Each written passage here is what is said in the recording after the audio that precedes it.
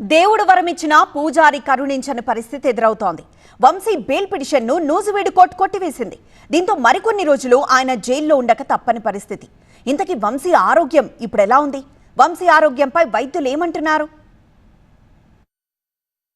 నకిలీ ఇళ్ల పట్టాల కేసులో అరెస్టైన వల్లభనేని వంశీ బెయిల్ కోసం నూజివీడు కోర్టును ఆశ్రయించారు. అయితే వంశీ బెయిల్ పిటిషన్లను కోర్టు డిస్మిస్ చేసింది. వల్లభనేని వంశీని బాలారిస్టాలు ఇప్పట్లో వీడియోలో కనిపించడం లేదు. వంశీపై వరుసగా నమోదవుతున్న కేసులు, పీటీ వారెంట్లు మరింత ఇబ్బందులోకి నెడుతున్నాయి. సత్యవర్ధన్ కిడ్నాప్ కేసుతో మొదలైన కేసుల పరంపర 3 నెలలుగా కొనసాగుతూనే ఉంది. లేటెస్ట్గా నకిలీ ఇళ్ల పట్టాల కేసులో బెయిల్ డిస్మిస్ అయింది. మరోవైపు అక్రమ మైనింగ్ కేసులో పీటీ వారెంట్ అమలు చేయకుండా హైకోర్టు స్టే విధించింది. చాలా రోజులుగా జైల్లో ఉన్న వంశీ శ్వాస సంబంధిత సమస్యతో ఇబ్బంది పడుతున్నారు. ఈ మధ్య ఆ సమస్య మరింత తీవ్రం కావడంతో జైలు అధికారులు విజయవాడ ప్రభుత్వ ఆసుపత్రికి తరలించి చికిత్స అందజేశారు. నిన్న కూడా తీవ్ర అనారోగ్యానికి గురి కావడంతో వంశీకి స్లీప్ టెస్ట్ నిర్వహించాలని వైద్యులు సూచించారు.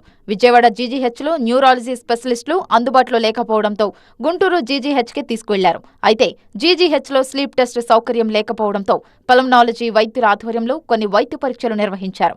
వంశీకి బీపీ, షుగర్ నార్మల్గానే ఉన్నాయి. అతని ఆరోగ్యం విషయంలో ఆందోళన చెందాల్సిన అవసరం లేదని డాక్టర్లు చెబుతున్నారు. ప్రస్తుతం వంశీ ఆరోగ్యం నిలకడగా ఉంది. అవుట్ పేషెంట్ గా చికిత్స తీసుకోవచ్చన్నారు. వారికి మందులు రాసి పంపించారు. అవసరమైనవి చూసి వారు స్టేబుల్గా ఉన్నారని చెప్పారు. అందుకని వారిని అవుట్ పేషెంట్గా చూసి పెద్ద ఇబ్బంది పడాల్సిన అవసరం లేదు. టెస్టులు ఆయన ఎగ్జామిన్ చేసి మెడిసిన్స్ రాసి పంపించారు.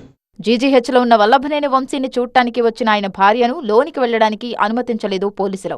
కోర్టు అనుమతి లేకపోవడమే దీనికి కారణమంటున్నారు పోలీసులు. వంశీ అరెస్ట్ అయ్యాక ఇప్పటి వరకు 20 కేజీల బరువు తగ్గారు. శ్వాసకోశ సమస్యతో ఇబ్బంది పడుతుండటంతో ఇప్పటికే 10 సార్లు జైలు నుంచి బయటకు తరలించి చికిత్స అందించారు. ప్రస్తుతం వంశీకి స్లీప్ టెస్ట్ చేయాలని చెప్పడంతో ఆ పరీక్షల కోసం గుంటూరు, విజయవాడ ప్రభుత్వ ఆసుపత్రికి తరలించారు.